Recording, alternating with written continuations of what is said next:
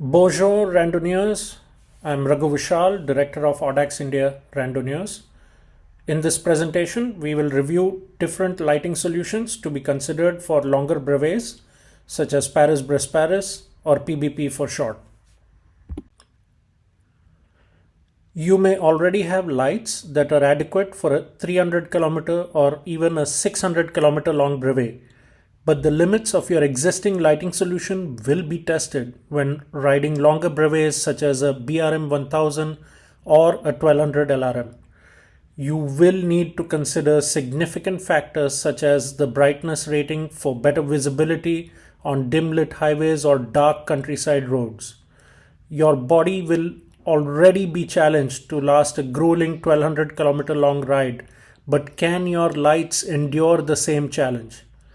In this presentation, we will weigh the options between a hub dynamo setup and battery powered lights. A hub dynamo is a small electrical generator built into the hub of a bicycle wheel that is typically used to power lights. Often the hub dynamo is not actually a dynamo which creates DC or direct current, but a low powered magneto that generates AC or alternating current. Most modern hub dynamos are regulated to 3 watts at 6 volts. A Dyno Hub is typically installed in the front wheel, and you will have to route coaxial cables from the front hub to your front and tail lights. I cannot stress enough how truly liberating this setup can be, as you don't have to worry about having to charge your lights every time you stop for a long haul or wonder how long your lights will last when the route is particularly long and dark. As long as you are rolling on the roads, the Dyno Hub will power your lights. You now also have the option to add a power converter which will transform the 6 volt AC to 5 volt DC, which is the common standard for all USB cable powered devices. This will then enable you to charge your battery bank, mobile phone, bike computer, and other devices without the fuss of hunting for a wall power outlet at every cafe you pass by. The current industry leader in hub dynamos is Sun or Schmidt Original Nabben Dynamo. Other popular alternative brands for your consideration are Shimano and Shutter Precision. However, I personally witnessed at PBP in 2019 that all those randonneurs who rode with a Dynamo hub were using a Sun hub and swore by its dependability and efficiency. Everyone seemed to have a different opinion or preference on the brand for their dyno powered lights, but they all seem to agree on Sun being the best dyno hub in the market. I also had the rare opportunity to visit the Sun stall at Eurobike at Friedrichshafen, Germany back in 2019 when I got an up close look at the various models available in their catalog. A personal interaction with their technical engineers was most insightful for me, which enabled me to share this level of detailed information with you. An important factor is the efficiency of power generation, which will vary depending on your riding speed. Too slow or too fast, and you won't be producing as much power for your devices. But modern dyno lights take into account this variation or fluctuation in power generation. It is also worth noting that about 5 watts of your power while pedaling will be absorbed by the hub dynamo's resistance in order to produce those 3 watts of power needed to power your lights under ideal conditions. Although the pros outweigh the cons of a hub dynamo setup, one should still review the cons carefully. If you opt for a dyno hub, then you will also need to buy lights that are designed to be powered by the alternating current generated by the dyno, which will add to your cost of acquiring such a setup. If you want the additional advantage to charge all your USB devices then you will need to additionally fork out some cash for a power converter that will have a USB-A or USB-C port for you to plug in a USB cable to recharge your device. Most veteran users also caution never to directly charge mobile phones or Garmin devices from the dyno, but rather charge a battery bank which will serve as a cache which can then be used to recharge your phone or bike computer. Users have complained of device failures due to the inconsistent power output from a dyno hub. A hub dynamo, like all technologies, is susceptible to failure. So most dyno hub users will also have one set of battery powered front light and tail light as a backup. You will also need to carefully route the power cables across your fork and bike frame to connect your front and tail lights to the dynamo and the USB charging port. So installing and removing a hub dynamo setup can be cumbersome and complex, to say the least. So now let's dive into the costs of a couple of sample setups if you are seriously considering a hub dynamo for your bike. In this slide, I considered a Sun 28 hub, which is the best recommended model for road bikes, and I have picked a Bush and Mueller lighting option. I've also read good positive reviews of the Sync Plug 5 USB power supply, which factored into my choice for a USB port. As you can see from this table, the basic cost of a Sun 28 dyno hub wheel with lights and USB power supply will be around 40,000. This is if you talk to your vendor while you are traveling in Europe and get a tax refund invoice so that you can claim the VAT as you exit the Schengen area at the airport.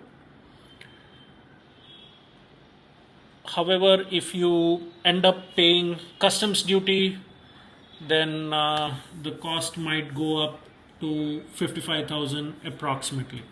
Now the prices and product availability will vary at the time of you viewing this video. So have a look at some of the source websites that I have listed in this video. For my next option, I picked the only units available on Indian cycling e-commerce websites. I was only able to source a dyno hub and dyno powered lights from bots. So I've estimated a cost for building a whole wheel from scratch. You may be able to build the wheel for a lot less, but you will still need to ensure the spoke count of the wheel rim matches up with that of the hub. You will also need to buy spokes of a particular length, since the regular front spokes won't work with the dimensions of a dyno hub. So it's very unlikely that you will find the perfect dyno hub which could simply replace your existing hub in your existing front wheel. I also couldn't locally source a USB power supply, so I've considered the same unit from the previous slide in order to get a comparable option. Most people would make the mistake of just looking at the price of a dyno hub in their decision making process, but fail to factor in all the other costs of building the wheel and buying an appropriate lighting system. As you can see from this table, this shutter precision hub setup would also still cost you around 40 to 42,000 rupees. Now let's take a look at the anatomy of a good battery powered lighting solution. The odds are that you're already using a similar solution. So for an ideal front light, you should look to buy a USB rechargeable LED light with a runtime of at least 8 to 10 hours and a brightness rating of 600 to 1200 lumens. Most lights won't last longer than 3 hours on 1200 lumens, but I typically ride with the light on a lower setting to extend the light's runtime and then occasionally switch it to maximum brightness for those brief stretches on a dark route only when the situation calls for it. Basically, you should be able to complete a BRM 400 with that front light without having to recharge it or switch it to a backup light as you ride through one full night. You can then approach PBP as a series of three of those BRM 400 brevets. When selecting a good tail light, I highly recommend that you opt for a tail light that runs on AAA batteries. Most USB rechargeable tail lights don't last over 10 hours in the solid or static mode. French road traffic rules require that you use a red colored tail light that is always on. Most randonneurs in India run their tail lights in blinking mode, which won't be allowed at PBP in France. Hence, it is best to opt for a good tail light like the Cat-Eye Omni 3, which will reduce your burden of having to ensure one less device to be always recharged. I won't focus too much on battery banks as most of you will already own at least one good battery bank, if not more. Just be sure to test those battery banks beforehand as most lithium ion batteries degrade over time. So a 10,000 milliampere hour rated battery may practically only be 6,000 after years of usage. Keep in mind that you will need this battery bank to recharge your lights, mobile phone, bike computer, or GPS watch, and any other devices that you may be carrying on your bike like a GoPro, etc. Next, I highly recommend that you invest in a gallium nitride charger or a GaN charger, which is the latest technology and fast chargers. It will enable you to recharge multiple devices in a very short span of time. GaN chargers are extremely compact and light. The stress in my own daily routine of charging multiple devices has reduced significantly since I upgraded to GaN chargers. This is my current setup on my personal road bike, which I intend to use at PBP. I am using a battery powered setup with a Magic Shine RN1200 unit as my primary front light and a Cat-Eye Omni 3 tail light. I also carry a Urban Nano battery bank and a Baseus GaN charger in my frame bag to recharge my lights, bike computer and mobile phone. I bought these lights from a local bike shop in Baroda and I bought the battery bank and GaN charger from Amazon. As you can see from the hard numbers, this is a very cost-effective option for a lighting solution. Even if you buy two of these lights and the battery bank, you can still keep the cost under 22,000. However, you most likely will have at least one set of battery-powered lights. So you could use that as the backup while you upgrade your primary lights to the ones I have recommended here. A quick disclaimer. I am not paid or sponsored in any way by any of these brands. I have spent my own money on these products and used them before making these recommendations to you. The pros of this setup are that there is no complication or fuss with power cable routing and worrying about those cables shorting out under wet conditions.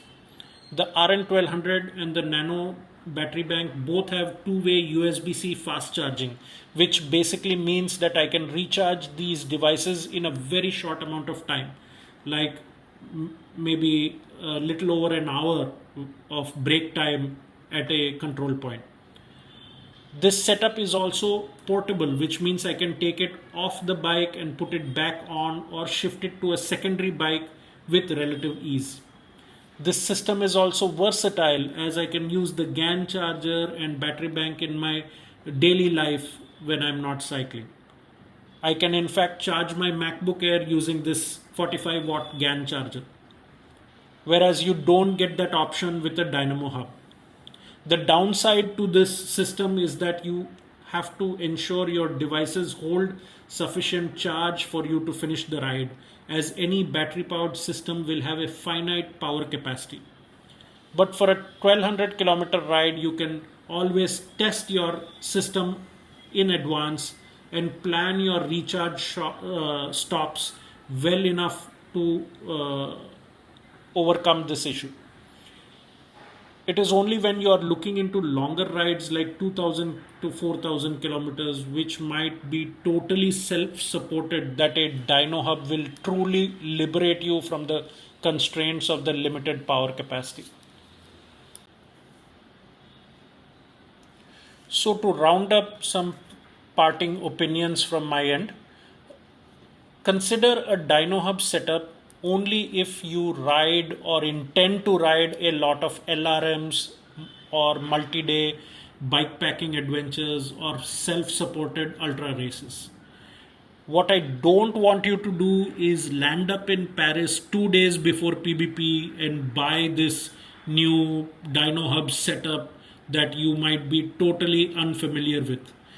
That is a recipe for disaster. However, look to invest in long term if that is what you intend to do. Battery powered lights are the most cost effective option, especially if you are targeting only PBP for now. Flashing LEDs in taillights are prohibited on French roads. So get a good yet simple taillight that runs on AAA batteries rather than USB rechargeable batteries, so that you have a very long battery life when operating the taillight on the steady mode. Always charge your battery bank when you take a rest break, and then use the battery bank to charge your devices while you are riding.